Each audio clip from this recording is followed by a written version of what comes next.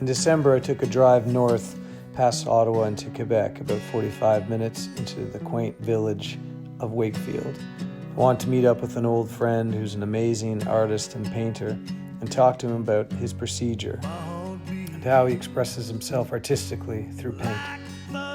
This is called The Picker and the Painter, and it's featuring the talented Drew Bernard.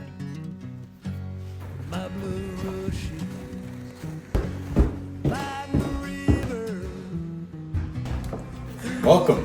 Hey buddy, how's it going, man? Good to see you. Good to see you. My mind wanders like the rising.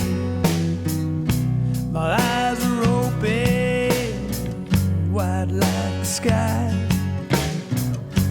That's it. Your space is super cool, man. Thanks, man. Yeah, pretty stoked to be here. What made you choose Wakefield? Well, I grew up here. This is my hometown, so there's people I've known here since I was 4 years old. And there's a real sense of community beyond people who've been here for a long time. Everyone who comes here is welcome. And there really is a sense of just building community and looking out for each other as best we can. That's cool. Yeah. Does being in this community inspire you more to paint? I think it is inspired unconsciously, for lack of a better word. I have a notion that you can't just be an artist in their studio 24/7, because then you have nothing.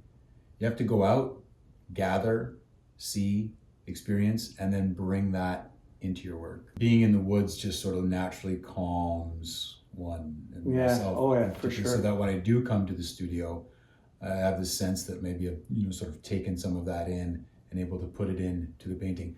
What inspires you to paint? Are there artists that you're super stoked on, or do you just get it from daily life? What drives you to put something on canvas? Well, when I initially started, it was my mother's an artist. My father played with the orchestra, a musician. All my best friends, Derek Mahaffey, Julian Garner, Felix Berube, and a bunch of others, I said, I'm going to start painting. And I fell in love with it right away. And then after that, it just evolved into being exposed to more art. And then I fell into sort of the lineage of John Singer Sargent, which was a 19th century master and stuff. And on up to today, there's some absolutely amazing figurative artists that I admire their works, and there's too many to name. But in 2018, I met a pivotal teacher for me, a woman here from Ottawa called Mashid Faroudi. And she studied in Florence, and she's originally from Iran and studied when she was a child in Iran, and then eventually came and studied at OCAD in Toronto, and then eventually in Florence, Italy. And she's in that lineage of the John Singer Sargents, the Atelier lineage, and she taught me a bunch. She taught me how to work with oils. She taught me how to do charcoal drawing, and really just upped my game. And so she was a major pivotal inspiration and teacher for me. So with your style, how do you feel you found your style? Okay, basic wanting to do portraiture right away.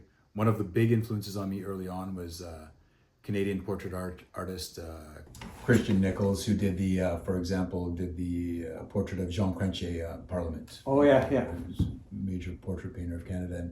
And when I was a kid and skateboarding and stuff and just drawing, I was always doing eyes.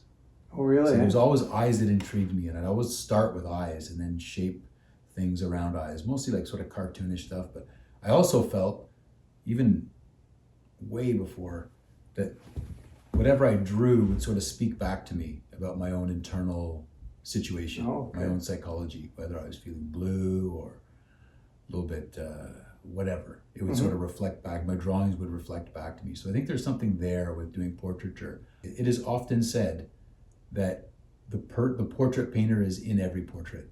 There's something about the human condition too that I just love. I have this background in Buddha Dharma, studying that for the past 30 years and practicing meditation. And there's this sense that within us is a place that's free, and it's called Buddha nature. It can be called all sorts of things, but some place in us that's already free, and looking into people's eyes. I love seeing that. So for me, it's really the eyes. And I remember my mom at one point, she says, "Drew, you really get the eyes." And that was a huge compliment. My mother was also a figurative painter. So when she said that it really moved me that I'm able to capture some sort of essential nature of somebody. That's cool. Whether it's an animal, because I do animals as well, Yeah. or a human, there's something beautiful. I'm not saying that my paintings are necessarily beautiful, but I see something beautiful in the eyes of sentient beings. Cool. Human, animals, there's something that touches me there. And then beyond that, slowly I'm finding my style of like, okay, I'm doing people and animals, but now I'm like putting them into situations. So it's becoming more, the composition is getting more complex, slowly. So yeah, you have a painting that we have here, right? Mm-hmm. That is your most recent. My most recent. Yeah, I'd love to talk about that a little bit. Yeah, absolutely. So this one is called This Life, a Dream. And it's part of a series. There's 2 other paintings in this particular series. So this is a painting based on the initial photograph by Mehdi Mokarty. So I took the Mona Lisa as an inspiration for the background, and I just did my own version of that. And again, if you compare the 2, you can see similarities.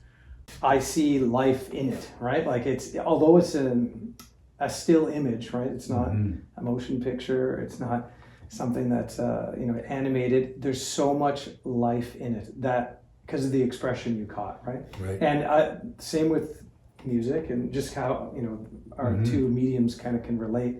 Is that someone looks at that, and I may have an impression of what she's thinking because of my life and what I've been through or witnessed, and then someone else will have a completely different one, right? Yeah. Now, do you decide when it's done due to a deadline or overworked, or do you actually look at something and say that is complete? Yeah, and it's like it's a metaphor when the painting says I'm done, but there is a point where it's like if you go any further, you could overwork it. Yeah. And part of what I want to do with my painting is like, and people say it with the best of intentions. They're like, oh, it looks like a photograph, and that's great because I know what they're saying, that it looks realistic.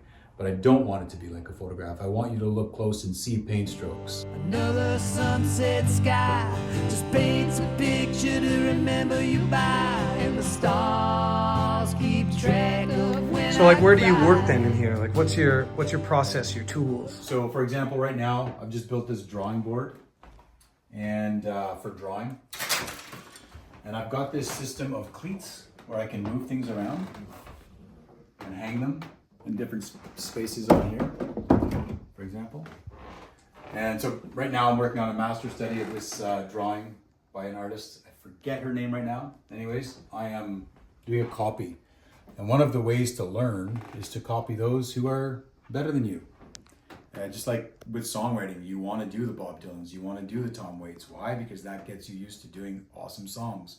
And then your own awesome songs come from that. So Drew, like this huge, like to me, and like it looks like the chaos of an artist, though, right? Yeah. And it's like my notepad when I'm writing lyrics, scratching and everything. So like, what do you do with all this here? So this actually is a table with glass on it that I can have paint on, but right now it's become the place where I just put all my paint. And I have another glass plate here on this little rolling table that I can use. I can pull out in front of me and just glass. And then I have different palettes that I use. This one being my favorite. And I will load paint onto here and then directly paint from here to there. And do you clean off those palettes at any time? Like, or do you always? Yeah. Sometimes. Yeah, the paints don't blend once they're dry. They're hard. And Yeah, no, I can scrape them off with a razor. Cool. And then sand it down a bit with some Gamsol, which is basically turpentine, and then get rid of it, oil it up, wipe off the oil, and start again. So I've got my different brushes here. I tend to be a Rosemary & Co. brush person, a company out of England that hand makes brushes, and this is where I stash them. I tend not to clean my brushes too often. Instead, what I'll do is I will dip them in safflower oil, and then they will be good to just sit out for weeks. So that just keeps them moist? Yeah, it keeps them moist. Now that oil that will blend with your actual oils? No, then I have to make sure that I get all of it out. Okay. And then re-dip it in some linseed oil, and again, Gotcha. make sure I get it all out. It will dry, but it takes quite a while. Right. But if I can get the majority of it out, I'm good. Why does an oil painter have a digital printer? So, paintings are expensive.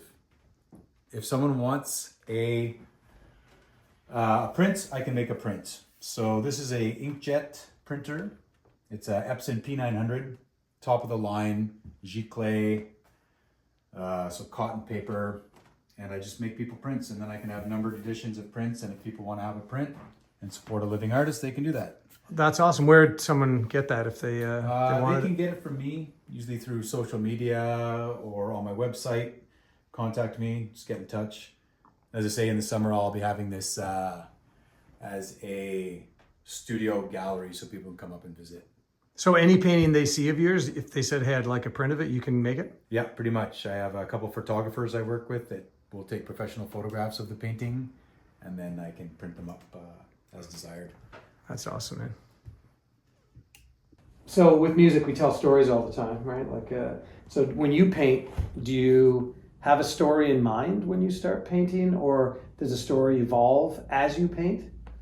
Yeah, I'm not sure if it's like sometimes there's a narrative story going on for sure, but sometimes it's just the person themselves that are speaking to the audience, and I'm going to use the word transmission. There's some sort of transmission of energy. Ideally, this is what So they're telling their own story. They're telling their own story. Like Allen Ginsberg's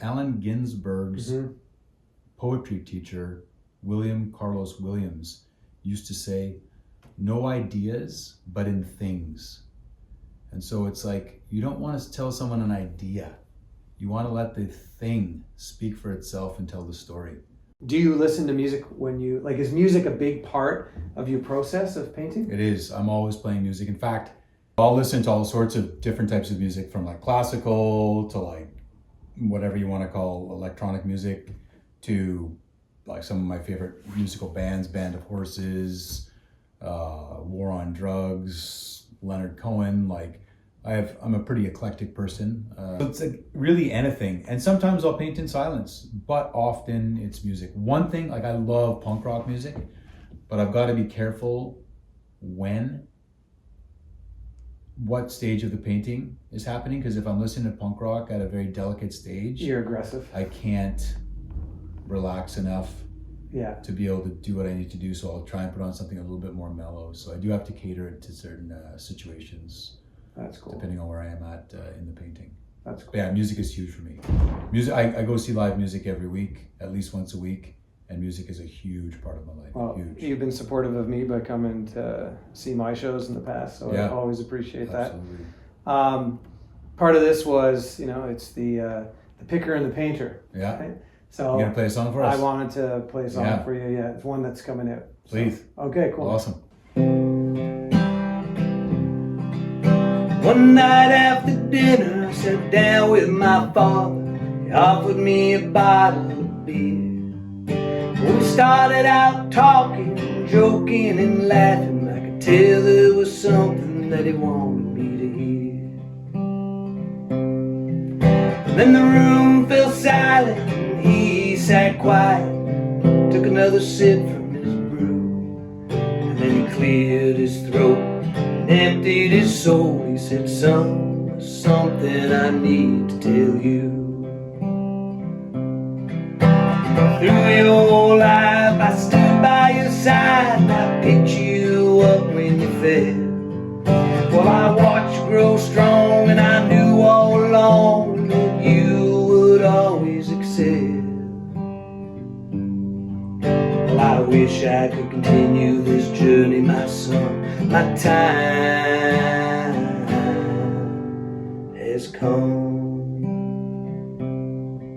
Well, my eyes filled with tears, and I dropped my beer, and the bottle smashed on the floor. And I fell to my knees, and I begged God, please, don't take my father away from me. Then on my shoulder, like the weight of a boulder, his hard-working hand did rest. And in a deep baritone that shook my bones, he said, son, this is your final test. Through your life I stood by your side, and I never let you see me fall. Well, I tried to be strong, but I knew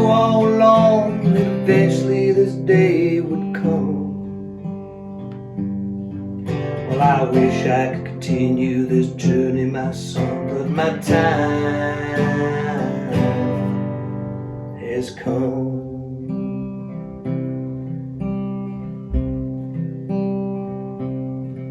Well, I rose to my feet and I kissed his cheek. I looked him straight in the eye. I said, don't worry, Dad, I understand.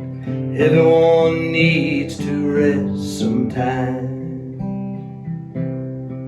Well, you taught me to stand tall and put in my all. No job is done till it's done. So when you leave this earth, please know your worth. You're the best father to your son. Through my whole life, you stood by my side and you picked me up when I fell. You let me grow strong, but it's you all along, the reason why I excel. We'll continue this journey again when my time comes.